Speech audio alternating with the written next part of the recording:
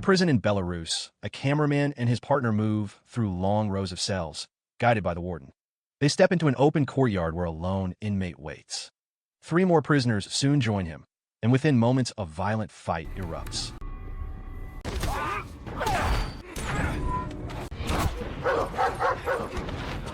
Every strike is captured on camera. The feed shifts to a studio, where producer Ian Breckle watches with sharp focus. His attention locks on one inmate who overwhelms all 3 opponents with ruthless efficiency. Convinced he has found the man he needs, Breckle instructs his team to secure him. Soon after, an associate delivers a bag of cash to the warden, sealing the deal. The game had begun. This is The Condemned.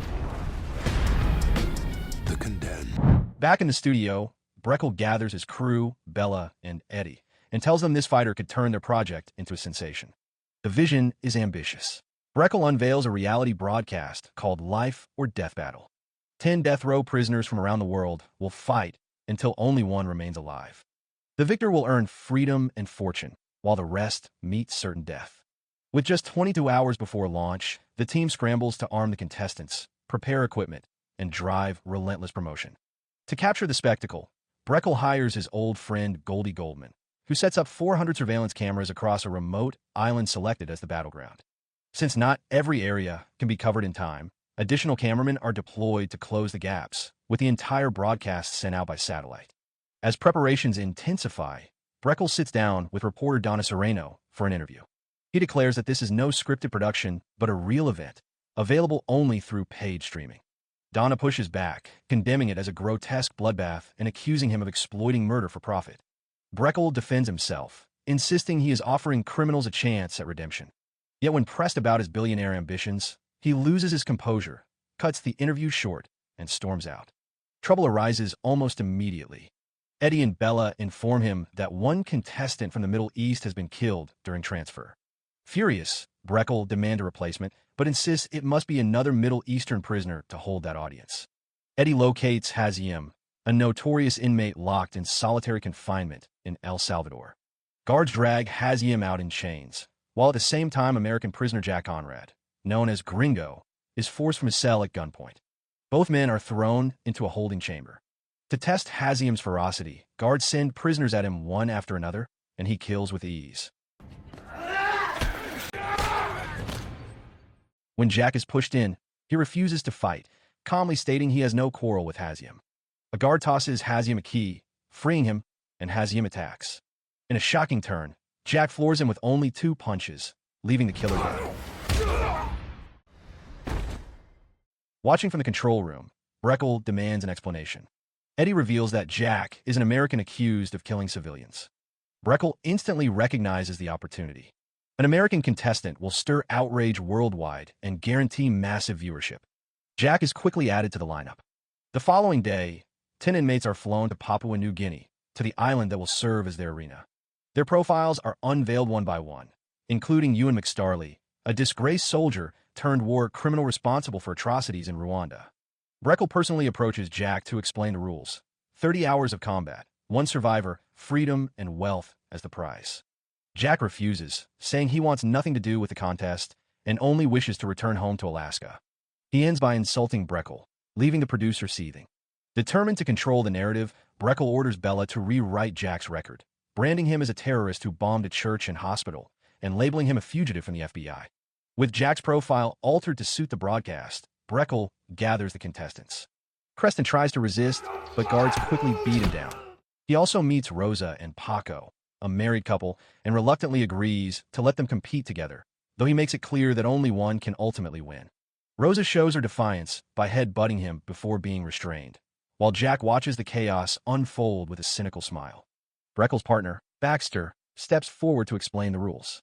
Each contestant will wear an ankle device that works as both a tracker and a bomb. The timer is set for 30 hours, and if the red trigger is pulled, it explodes after 10 seconds.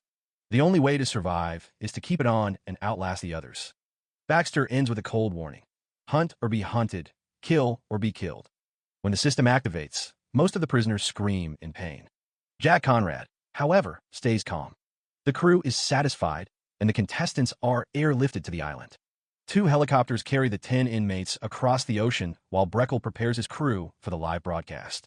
On the big screen, The fighters are introduced one by one. Helmut from Germany, Dominic from Italy, Saiga from Japan, Creston from America, Rosa and Paco from Mexico, Yasantua from Ghana, Petr from Estonia, Ewan McStarley from England, and Jack Conrad from America. When Breckle signals Eddie to go live, the helicopters hover over the island, ready for the drop. The chained prisoners taunt each other in their native languages as cameras capture every second. Jack, however, quietly studies the cockpit instruments and memorizes the location of the base. Each contestant is given a key held in their mouth to free themselves after landing. Yasantua jumps first, plunging into the ocean as underwater cameras follow her descent. Breckle grins at the footage. Dominic resists until he is forced to take the key, but when the guards shove him out, he crashes onto a dock and dies instantly, impaled on impact. Panic spreads in the studio, and Breckle orders his crew to adjust the drop points. Next, Saiga accepts his key, steals a crew member's sunglasses, kicks him aside, and leaps into the sea. When Jack's turn comes, he refuses the key and headbutts a crew member. The guards shove him out while he is still chained. He crashes onto a beach near the wreck of an old World War II vehicle. Paco lands nearby and frees himself, while Saiga continues along the shoreline, still wearing the stolen sunglasses. At the base, Eddie monitors the GPS signals from the ankle bombs. He confirms that all contestants have landed on the southern side of the island, far from the production base. Along the shore, Yasantua washes her face and notices a camera wire following her. Suddenly, Helmut attacks, and she struggles until Petr joins him. The fight is broadcast live, entertaining the crew. Julie, Breckle's girlfriend, watches in silence, clearly disturbed. On screen, Yasantua fights back fiercely. She stabs Helmut in the neck with a branch, kicks Petr to the ground, and pulls his ankle bomb trigger before fleeing.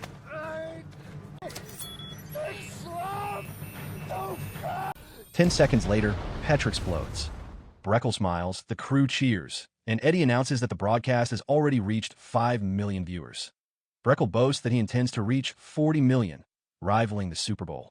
Elsewhere, Jack mistakes Paco for a threat and attacks him. Tracking me? I'm looking for my wife. Paco explains he is only searching for Rosa. Jack lets him go, and before leaving, Paco hands him the key to his shackles. Jack frees himself, thanks Paco, and disappears into the jungle. Meanwhile, Creston studies his ankle bomb. Curious, he presses a button, only to panic when it starts beeping. Spotting a hidden camera, he smashes it. Moments later, a helicopter drops a supply bag with food, water, and a knife. As he eats, Saiga ambushes him. The fight drags them near the wreckage of an old helicopter. Calm down, homie. I love this Japanese dude. Creston manages to break free and hide, while Saiga notices Ewan McStarley watching from a nearby rock. Instead of attacking, McStarley proposes an alliance.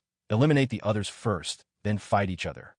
Saiga agrees, and McStarley seals the deal by returning the stolen sunglasses. Jack pushes deeper into the jungle, determined to locate the base. He runs into Petr, who attacks without hesitation. Jack tries to reason with him, but Petr charges. Their fight, closely watched by Breckle's crew, drives them toward a cliff.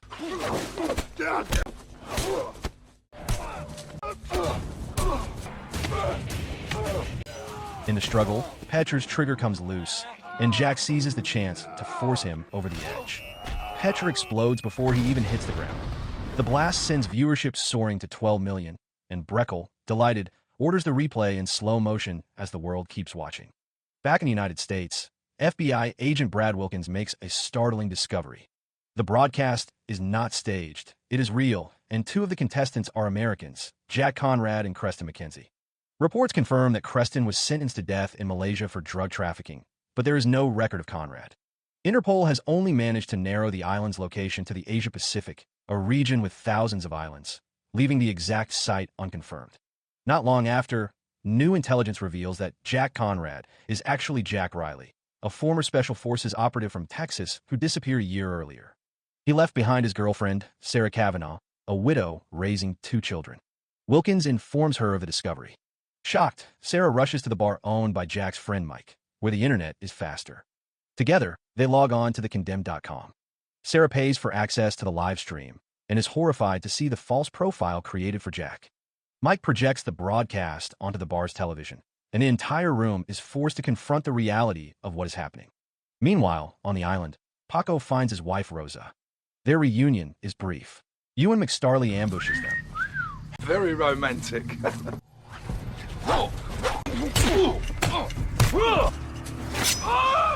And though Paco tries to fight back, Saiga arrives and seizes Rosa. Paco is beaten, his leg broken, and he is tied to a tree. McStarley and Saiga assault Rosa, while Paco is forced to watch.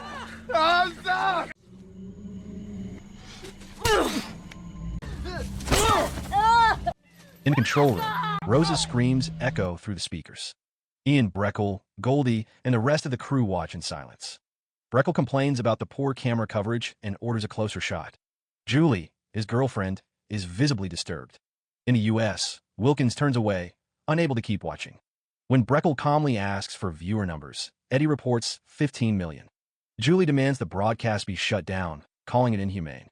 Breckle refuses, insisting the contestants are criminals who would have died anyway. Goldie, disgusted, walks out of the room. Back on the island, an explosion suddenly kills Rosa, and Paco vanishes. Angry bitch. Later that night, Jack finds him near a ruined building. Grieving and badly injured, Paco begs Jack to avenge Rosa. Jack refuses at first, but eventually agrees to protect him, knowing Paco cannot survive alone. Elsewhere, Ysantwa ambushes Creston. He defeats her easily, but proposes an alliance, promising that together they can eliminate the others and then disable their bombs. Ysantwa reluctantly agrees. Watching from the control room, Breckle grows frustrated. He wants chaos, not cooperation. Jack carries Paco to safer ground and, along the way, spots a watchtower. Suspecting there may be a radio inside, he leaves Paco with a knife for protection and moves ahead. At the same time, Breckle orders a supply drop from McStarley and Saiga, providing them with weapons, wine, and cigars.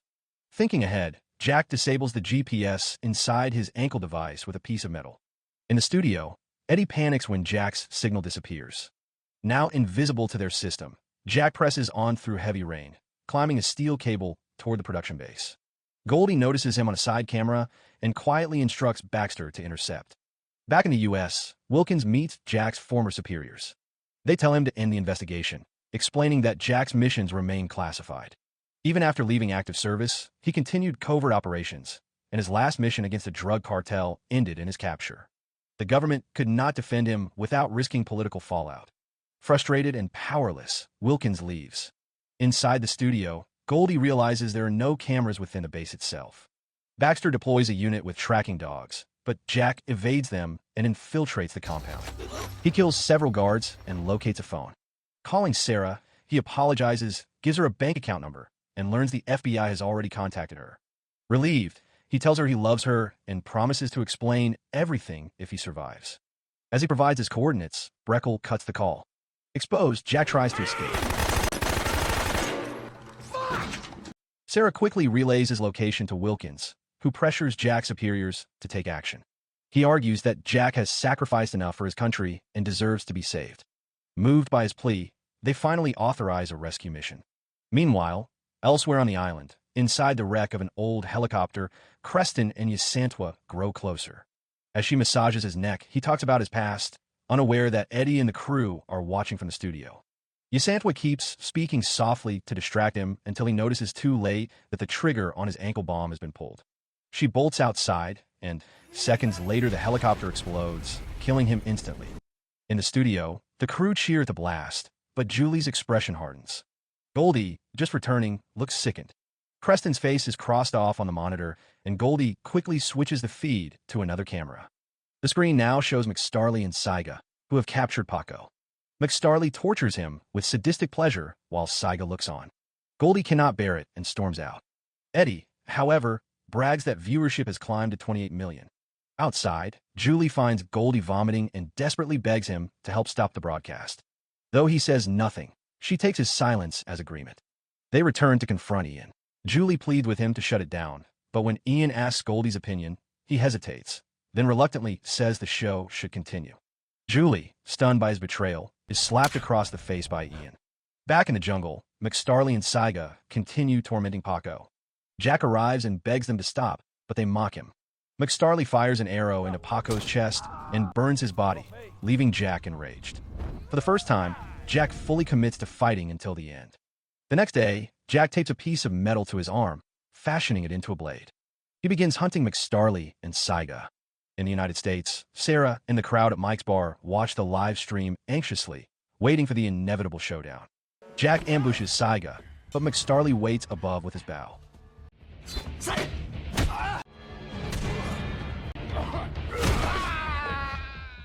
Jack beats Saiga to the ground, only for McStarley to join the fight and fire an arrow that narrowly misses.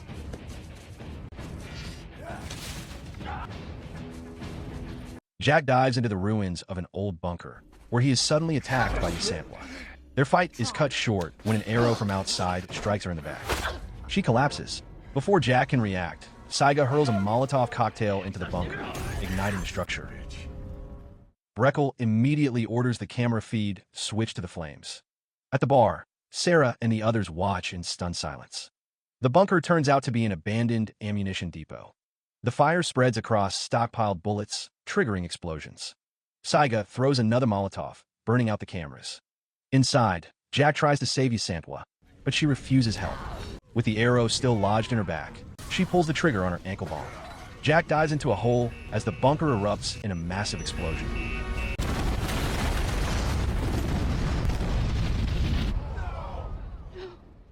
In the United States, Sarah and the bar crowd watch in horror, convinced Jack has been killed. The live feed shows only McStarley and Saiga walking near the ruins. Believing they're the last two survivors, they prepare to face off. McStarley fires an arrow that misses, and Saiga slips into the forest. Then, through the smoke, Jack emerges alive.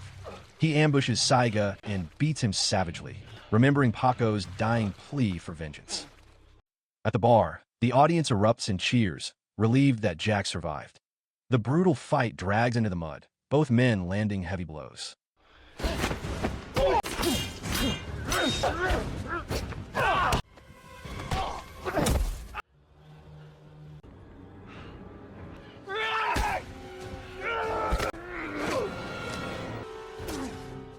Jack finally stabs Saiga in the stomach, leaving him crippled. Seeing his ally fall, McStarley flees into the jungle. Jack chases him to a riverbank at the edge of a waterfall. Cornered, McStarley leaps into the river, and Jack follows. Just you and me. Not today.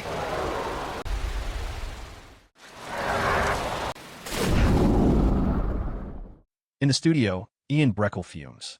No cameras cover the river, leaving the fight off-screen. To keep the spectacle alive, he orders Eddie to send weapons to McStarley. A helicopter drops a supply bag, and McStarley immediately pulls out a gun, firing at Jack.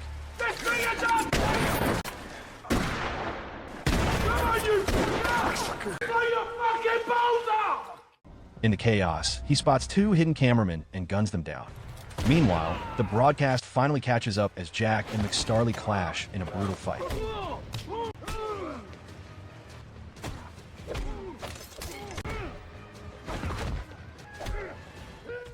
Millions watch as Sarah breaks down in tears, horrified to see Jack struggling to survive. McStarley disarms him, stabs him with his own knife, and then shoots him. Jack tumbles into the river, floating motionless. To Sarah, to McStarley, and to the global audience, it looks as if he is dead. Meanwhile, Brad Wilkins receives confirmation that the Navy has located the island and will arrive within the hour. But when he sees Jack's face marked with an X on the live broadcast, he believes it is already too late. The stream cuts away to a replay of Breckle's earlier interview, where he boasts of 40 million viewers across 171 countries. At the production base, Breckle prepares for a closing ceremony, ready to celebrate his success. His moment is cut short when Baxter reports that the Navy is closing in. Breckle immediately orders an evacuation on his private helicopter, leaving his crew behind. Goldie, feeling abandoned, confronts him, but Breckle brushes him off and instructs Baxter to take care of him. McStarley is then brought before Breckle. His ankle bomb is removed, and he is declared the winner. But when he demands the prize money, Breckle refuses, claiming his victory was only possible because of Breckle's backing. Elsewhere, Jack resurfaces, badly injured but alive, and makes his way toward the base. Inside, McStarley loses control and turns on Breckle's men, killing guards and crew alike.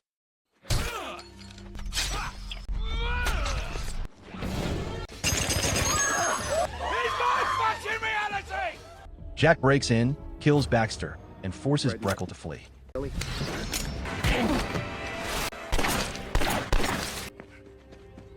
When McStarley attempts to kill Julie, Jack intervenes. The two men fight one final time, and Jack defeats him for good. I certainly didn't want to fight you. Jack then pursues Breckle, who is racing toward the helicopter. Julie hands Jack McStarley's bomb trigger.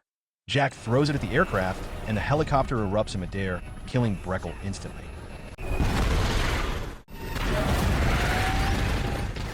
Moments later, Julie gives Jack the key to remove his ankle bomb, finally setting him free. Not long after, Jack returns home to Sarah. The end.